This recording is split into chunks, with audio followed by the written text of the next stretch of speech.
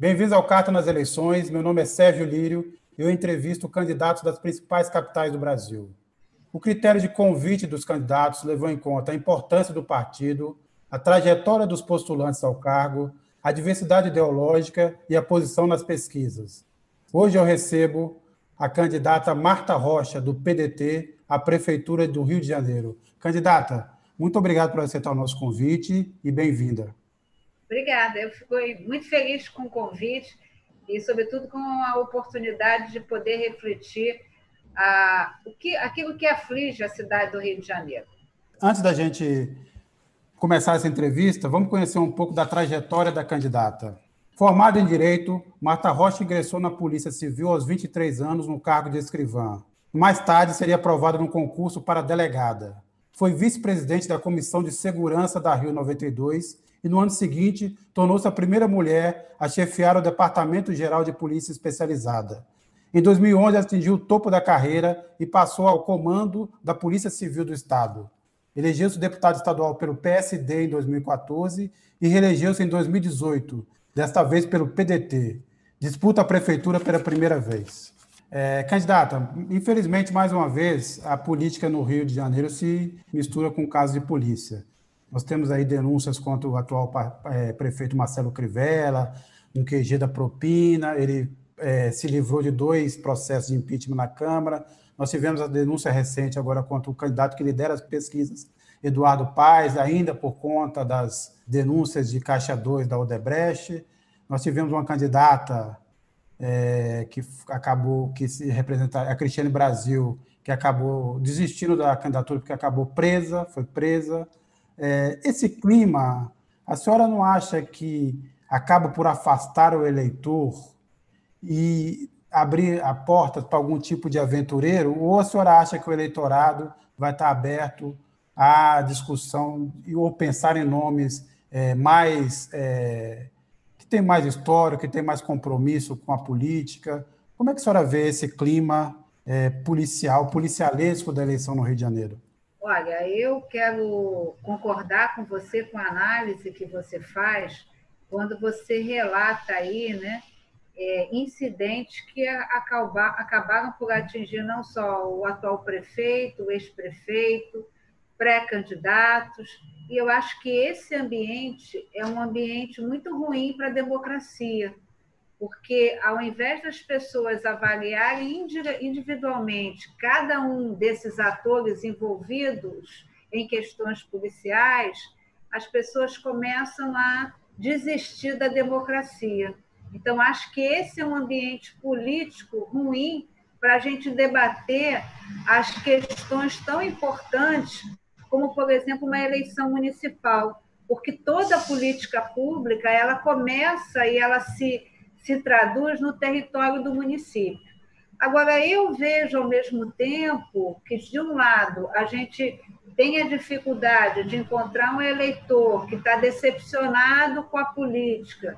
A gente tem a dificuldade também, acrescida a questão da pandemia, né? Nós verificamos aí que cerca de 5% a 8% nas grandes capitais já há uma manifestação de eleitores que, em razão da pandemia, né, porque estão aí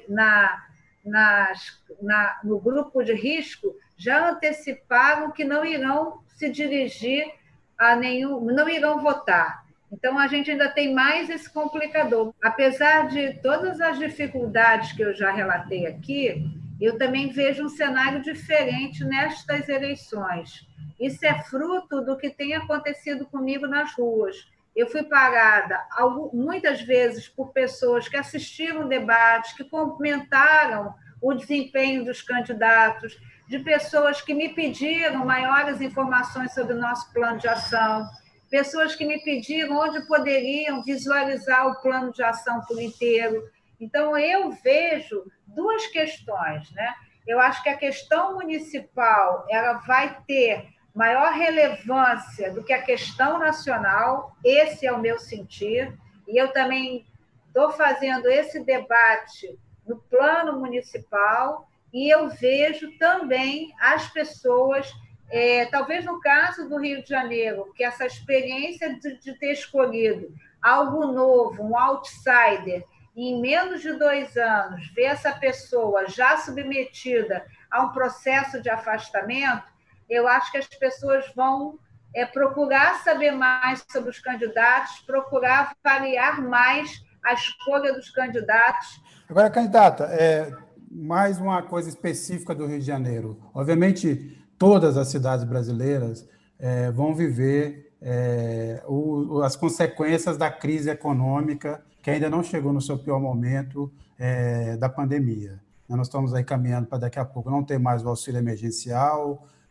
as políticas foram adotadas para as empresas manterem o emprego, então todo mundo vai conviver com desemprego alto, queda na arrecadação, fechamento de empresas. O Rio de Janeiro tem um adicional, que é uma cidade que vem de uma situação econômica muito complicada já há algum tempo, desde a crise. Pensando nesse cenário, qual é que deve ser, no caso, por exemplo, se a senhora foi eleita, a prioridade? Primeiro, te dizer que a cidade do Rio de Janeiro está inserida num contexto de um Estado que, desde o ano de 2016, passa por uma grave crise financeira que estabeleceu aqui, né, a recuperação fiscal no Estado. Aliado a isso, a cidade do Rio de Janeiro também vem apresentando problemas muito graves na questão das finanças. Em 2016, nós fechamos o ano com um rombo de 320 milhões e o Tribunal de Contas do município fez uma análise das contas de 2019, antes da pandemia, e já havia também um rombo da atual prefeitura no valor de 4 bilhões. Mas eu não posso deixar de inserir nesse contexto a realidade da pandemia. Nem eu, nem o Rio, nem ninguém sabe qual é a cidade que nós vamos herdar em 2021.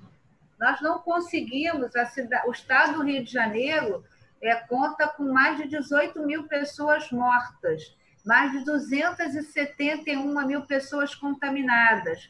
Nós não conseguimos ainda resolver situações como a retomada da escola. No caso da prefeitura, a prefeitura dá comandos divergentes. Ora pode funcionar o jogo, né? Pode funcionar o cinema, mas não pode tomar banho de mar. Então, a prefeitura transfere para a família a responsabilidade da decisão das aulas. Então, eu quero te dizer que, para mim, a questão mais difícil nesse momento de resolver é pensar na cidade pós-pandemia. A saúde é algo que vai demandar do futuro prefeito, seja ele quem for, uma atenção especial. E a questão também das finanças, porque eu acho que quem sentar na cadeira de prefeito ou prefeita da cidade do Rio de Janeiro em 2021 não terá dias fáceis diante dessas análises que eu já te apresentei. E, para isso, a gente vai ter que ter uma ação de gestão muito forte, investir em gestão, em controle, para poder arrumar essa casa, abrir a caixa preta da prefeitura e poder governar, vou usar esse termo genérico, tendo como base, né, como foco, a questão da saúde e, no nosso entendimento, a questão da educação, que para nós tudo começa e tudo termina através da educação. Agora, candidata, a senhora falou em saúde, né? A área de saúde virou novamente um antro também de casos de escândalos e corrupção no Brasil inteiro, particularmente no Rio. O governador Witzel está no fim melancólico por conta das denúncias ligadas à saúde. Isso também acontece na prefeitura. A senhora acha que a questão, por exemplo, do modelo das OS, das organizações sociais na saúde, é uma questão só de má administração, ou seja, precisa ter só controle e transparência, ou esse é um modelo que precisa ser revisto completamente? Olha, Sérgio, eu estou no meu segundo mandato como deputado estadual. No meu primeiro mandato, como era natural, eu presidi a Comissão de Segurança. No meu segundo mandato, eu entendi que eu tinha que navegar por outros mares. E aí fui ser presidente da Comissão de Saúde e eu não imaginava que o ano de 2020, que vai ficar marcado na vida de todos nós, a questão da saúde seria tão relevante. No dia 7 de abril, eu oficiei ao Ministério Público pedindo uma investigação sobre notícias de superfaturamento já veiculadas nos blogs, né, a respeito da aquisição de respiradores. Esse meu pedido de investigação ao Ministério Público e ao Tribunal de Contas foi o que originou a Operação Mercadores do Caos, que prendeu o subsecretário de Saúde, Gabriel Neves, na questão da aquisição dos respiradores pulmonares. Eu estou te fazendo apenas essa introdução, também uma certa prestação de contas do nosso mandato, para dizer que na presidência da Comissão Covid, que apurou o desvio de dinheiro público, ficou muito claro para mim, eu não posso dizer que toda organização social ela é corrupta, mas eu posso te dizer, sem medo de errar, que onde há uma ação de corrupção, a gente encontra na contrapartida, na retaguarda, uma organização social. Então, no meu conceito de gestão, nós temos que fazer o processo de volta para que a gestão da saúde pública seja feita na cidade do Rio de Janeiro pela Fundação Rio Saúde. Porque a ideia da organização social, quando ela chega no Brasil, é uma ideia de dar celeridade e eficiência no atendimento. E nós vimos que o retrato não é esse. A imagem dos hospitais que nós temos é da ausência de medicamentos, é de idosos largados em macas aguardando internação, é de uma taxa, a denominada taxa de administração, né? E é também, sobretudo, e você colocou isso muito bem, a ausência de qualquer controle. Só para você ter uma ideia, tem um instituto, que é o Instituto IABAS, que é o mesmo instituto que foi designado para construir os hospitais de campanha, num contrato de mais de 800 milhões, 837 milhões, para construir 7 hospitais, e recebe, sem entregar um único hospital, 25% do valor desse contrato, esse mesmo instituto, que já tinha problemas na prefeitura, há uma notícia de que entre o ano de 2009 e o ano de 2016, eles receberam quase 4 bilhões sem fazer uma única prestação de contas à prefeitura. Então, eu acho que essas questões a gente tem que ter clareza. Então, de um lado é um modelo que não traz a eficiência que eles determinavam, mas, por outro lado, é um modelo que surgiu para acomodar as irregularidades. Ele não é alcançado pela Lei de Responsabilidade Fiscal, que já estabelece o teto, né, de pagamento de pessoal, mas, ao mesmo tempo, ele não dá a eficiência que ele promete e, por trás dele, a ausência de regras de transparência e de controle que permitem isso tudo que os jornais noticiaram, que, lamentavelmente, nos permite dizer que a saúde deixou de fazer parte dos artigos das revistas de ciência para fazer parte das páginas policiais. E aí, há condições de retomar o modelo antigo? Quer dizer, a prefeitura teria condições de reassumir o controle e a gestão? Sim, é nosso dever, até porque a Secretaria do Tesouro Nacional tem feito indicativos alegando que esse artifício, esse mecanismo artificial que foi feito pela gestão dos poderes executivos, de não colocar o que é gasto em pessoal das OS no teto da Lei de Responsabilidade Fiscal, isso está sendo recomendado para que seja revisto pela Secretaria do Tesouro Nacional. Então, eu acho que na vida tudo é gestão. E eu quero dizer que a primeira medida que deve ser adotada são as medidas mais difíceis e mais enérgicas. Meu pai, que está no céu, dizia que é nos momentos difíceis que a gente tem que tomar as decisões mais sábias. Então, esse processo de retornar para a Fundação Rio Saúde É um processo que a gente tem que fazer, né? E sabe outro dado também, Sérgio, que nos assusta?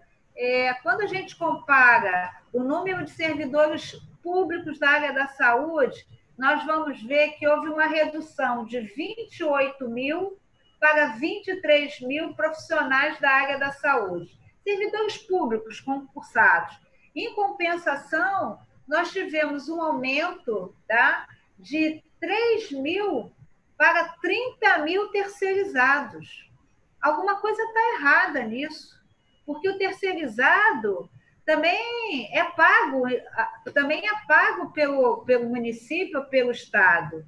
E o que a gente percebe? Né? Eu sou do PDT, um partido que é trabalhista, o partido de Getúlio Vargas, né? Que tem uma tradição na história, né, dos direitos do trabalhador.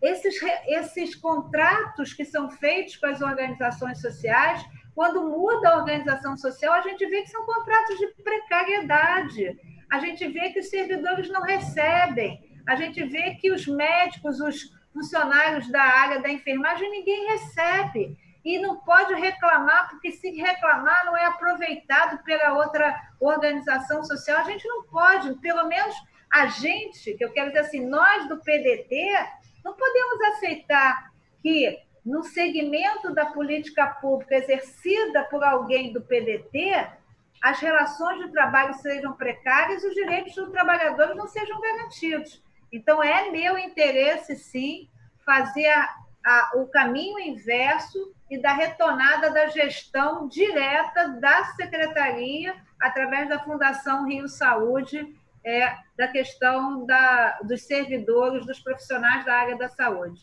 Agora, candidata, um outro assunto esse assunto parece um pouco esquecido até esse momento na campanha, mas que é muito também definitivo nas questões aí do Rio de Janeiro, é o caso das milícias, né?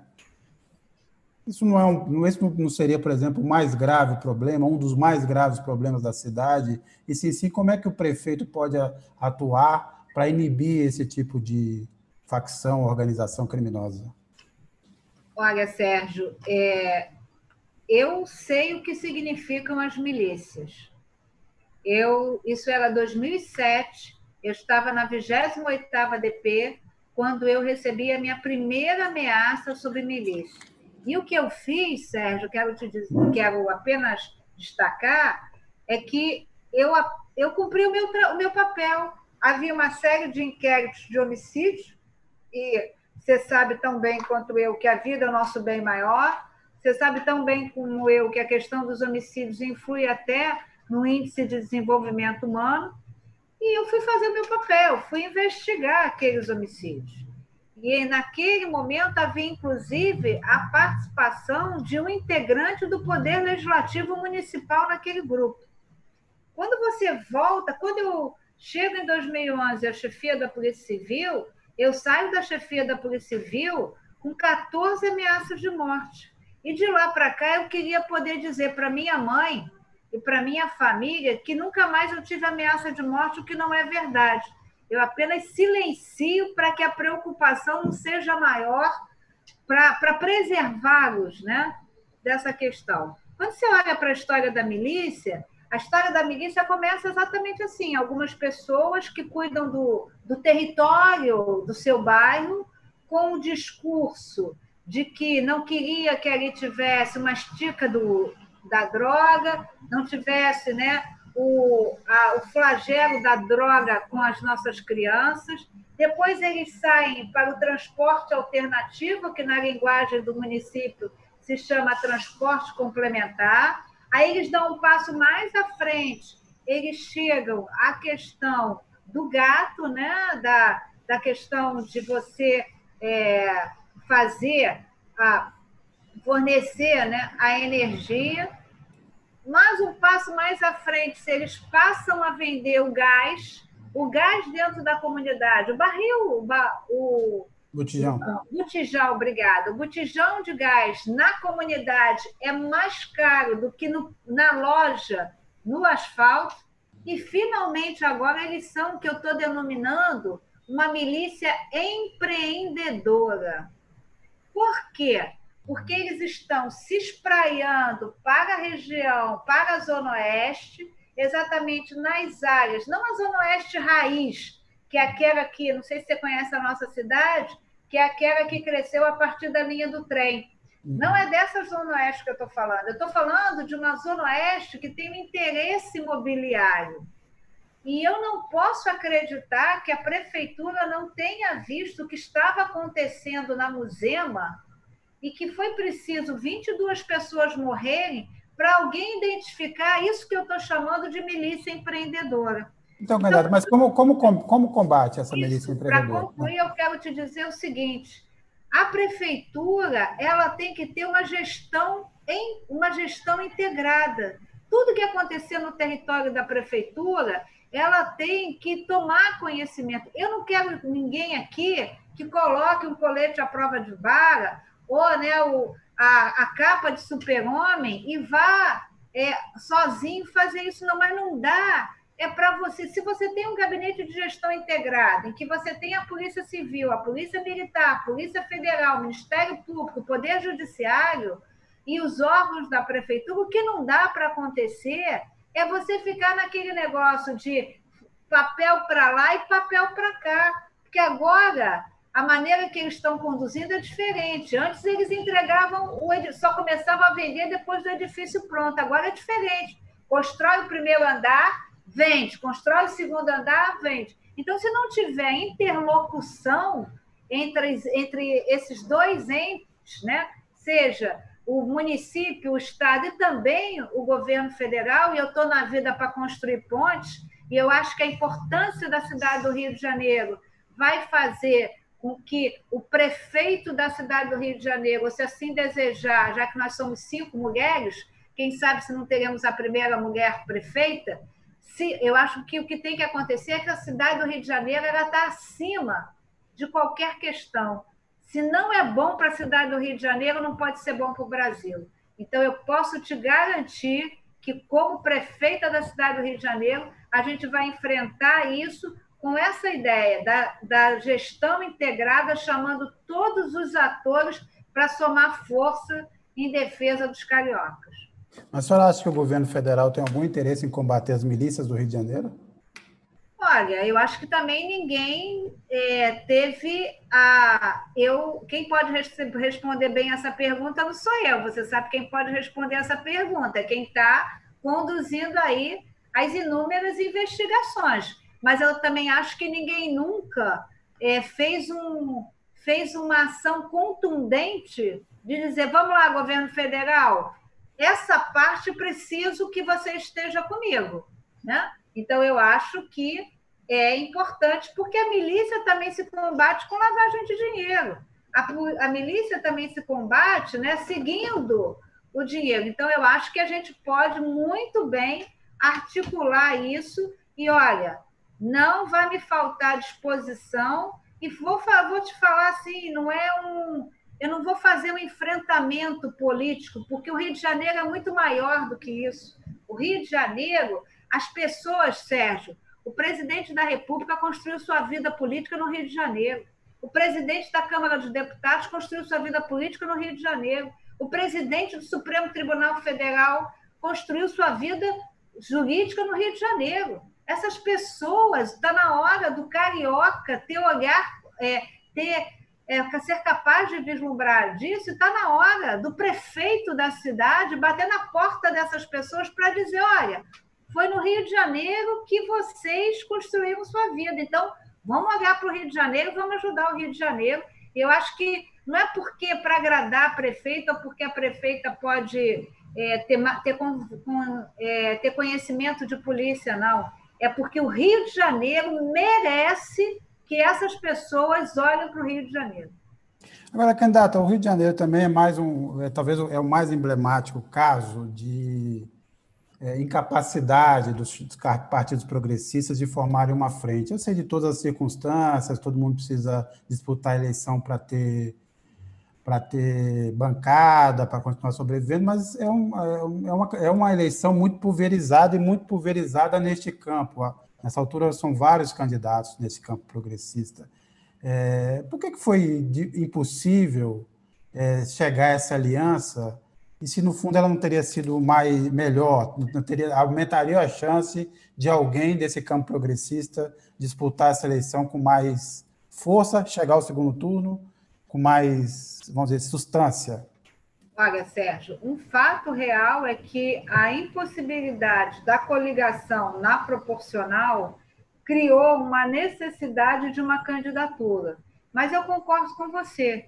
Eu acho que, apesar disso, seria muito bom que esse campo progressista fosse capaz de conversar e escolher uma candidatura única. Eu concordo com você. Mas eu também quero te dizer que, lamentavelmente, um candidato desse campo progressista se apresentou como o candidato. E o que era proposto não era: venham aqui, partido A, B, C, D, que são do campo progressista, vamos conversar e escolher nesse mundo progressista uma representação para ser o cabeça de chapa e o vice. A conversa, como foi conduzida, era um contrato de adesão. Eu sou o melhor candidato, eu quero ser o candidato, então venham aqui e façam essa adesão. E, na verdade, isso é tão complicado que, recentemente, né, eu quero dizer que eu estou aqui fazendo uma crítica ao deputado Marcelo Freixo, com todo o respeito da importância que ele exerceu no parlamento, no estado do Rio de Janeiro e hoje na Câmara dos Deputados, mas eu achei muito esquisita quando alguém sugeriu que ele colocasse de novo a candidatura dele, tendo já o pessoal decidido pela Renata. Eu acho que ele não poderia ter feito esse gesto, ainda que um grupo de artistas, e a gente tem que aplaudir a manifestação das pessoas, a interação com a sociedade civil, mas o pessoal já tinha uma candidata. E faltou o deputado Marcelo Freixo um cuidado de lembrar que alguém, uma mulher negra, que já havia sido escolhido. Então, eu acho que essa questão existiu também porque a verdade é que o convite que foi feito não era para debater um nome. O convite que foi feito era para aderir a um nome. E aí os partidos entenderam que tinham outras candidaturas. E tanto é que, curiosamente, que bom, eu quero registrar aqui, que nós temos 5 candidaturas de mulheres, e 3 candidatas de mulheres no campo progressista.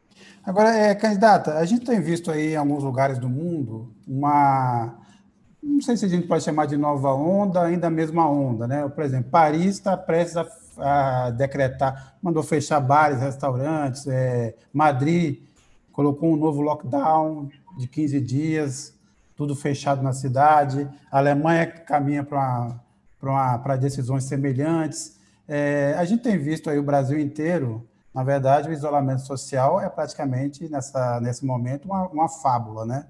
Ele já foi muito complicado no início da pandemia, agora todo mundo largou. Eu queria saber o seguinte: se for preciso, se o Brasil viver o efeito desse encontro, dessa falta de isolamento, que leve a um aumento, novamente, de casos de mortes e contaminação, a senhora terá coragem, por exemplo, de estabelecer novas regras duras de isolamento, se necessário? Olha, eu quero me valer aqui de uma avaliação da Organização Mundial de Saúde. A Organização Mundial de Saúde diz que os governos que tiveram mais êxito foram os governos conduzidos por mulheres. E onde é que estava o êxito? O êxito estava porque essas mulheres seguiam a ciência, essas mulheres representavam verdadeiramente lideranças e essas mulheres tinham comandos claros, comandos as ações e as decisões eram transparentes. Então, eu sigo a ciência. Eu não nego o que aconteceu com a Covid-19. Eu não saio fazendo falácia. Vamos perguntar aí para o presidente americano se ele está tomando o remédio que a gente aqui no Brasil produziu, né, por capricho. Essa é a verdade. E que, inclusive, me parece, se eu não estiver enganada, é que está trazendo, inclusive, problemas para os laboratórios que produziram, que boa parte desses laboratórios são laboratórios públicos, que produziram esse medicamento sem nenhuma confirmação científica. Então, eu quero te dizer o seguinte, volto a repetir aqui, as decisões difíceis devem ser tomadas imediatamente. Nós não fizemos o isolamento da forma que deveríamos fazer, nós, Brasil, e para isso contribuiu, né, o negacionismo. Nós não fizemos, aliado a isso, o tempo nos levou a um esgotamento emocional, porque o isolamento ele traz um esgotamento emocional. No início é bacana, você acha que você vai, sua casa vai estar pintada novamente, você vai aprender. Os meus amigos todos aprenderam panificação. Os meus amigos homens, todos agora sabem fazer pão. Isso é super bacana, mas passado esse período, né, da euforia no sentido de que a gente começa a tentar descobrir aquilo que a gente pode levar desse período de isolamento, acrescentando alguma coisa na nossa vida, a gente está no esgotamento emocional porque a gente não fez o dever de casa como teria que fazer. E olha, vida em primeiro lugar. Vida, sem vida a gente não vai a lugar nenhum. Então, vida em primeiro lugar, e se houver necessidade, não será a primeira vez que eu tomei decisões difíceis na minha vida, e eu terei muita tranquilidade, se assim o desejar, se assim o disser, né, a ciência. Candidata, para a gente aqui para o reto final, se a senhora pudesse resumir assim, as razões pelo qual a senhora se apresenta como candidata e por que o carioca deveria votar na senhora. Olha, Sérgio, eu tenho 61 anos, a minha vida foi construída, eu digo com muita alegria que a minha primeira profissão foi professora. Depois disso, eu entrei na Polícia Civil em 83 como escrivã. Em 90, eu fiz um segundo concurso público e, ao final desse segundo concurso público como delegada, eu fiquei na Polícia Civil 28 anos, sendo que 21 anos como delegada de polícia. A Polícia Civil me permitiu conhecer a minha cidade. Eu sempre digo, eu não trabalhei no interior. A minha vida na polícia não passou de São Gonçalo. A minha carreira, curiosamente, foi construída em delegacias na cidade do Rio de Janeiro. Então, eu conheço tantas dificuldades do povo carioca quanto a minha cidade, e a polícia me permitiu conhecer a vida do jeito que ela é. Quando eu encerrei a minha carreira como delegada de polícia, tendo deixado a chefia da Polícia Civil em 2014, eu me candidatei a deputada e estou no meu segundo mandato. Então, eu passei pela prova de fogo do que é ser uma mulher policial que chega na polícia na década de 80, que enfrentou preconceito, que tem capacidade de superar desafio, que já foi ameaçada, portanto, não tenho medo de cara feia, não tenho medo de criminoso. E passo para a minha vida política porque eu acho que os bons, e eu não quero fazer um autoelogio, mas eu acho que as pessoas que têm um compromisso com a ética, com a coisa pública, com a população, com o interesse público, têm que ter coragem de submeter seu nome ao crivo da vontade popular. Então, eu acho que eu consigo conjugar isso. Eu tenho experiência na gestão e capacidade e entendimento na política. Eu acho que esse fenômeno outsider, o Rio de Janeiro está pagando muito caro por esse fenômeno. Por outro lado, eu venho de um partido do qual eu tenho muito orgulho. E para o nosso partido, e é esse talvez o mais importante dos nossos projetos, é retomada do conceito dos CIEPs. Não desse modelo que está aí de contraturno, mas do modelo de educação em tempo integral, com qualidade, de café, almoço e janta, de investimento em esporte, em cultura. Eu sou fruto da escola pública, Sérgio. Se eu conseguir, sendo filha de dono de padaria e morando no subúrbio do Rio de Janeiro, eu tenho o maior orgulho de ser suburbana, qualquer pessoa igual a mim vai ter uma trajetória de muito sucesso. Então, eu digo que Na nossa gestão, nenhuma criança fica para trás e todo jovem vale a pena. Eu recebi aqui Marta Rocha, candidata do PDT à Prefeitura do Rio de Janeiro. Candidata, mais uma vez agradeço muito a gentileza da senhora em nos dar essa entrevista e boa sorte na campanha. Obrigada, Sérgio, pela oportunidade de estar conversando com você, conversando sobretudo sobre o Rio de Janeiro, que a gente tanto ama. Acompanhe a programação e até a próxima.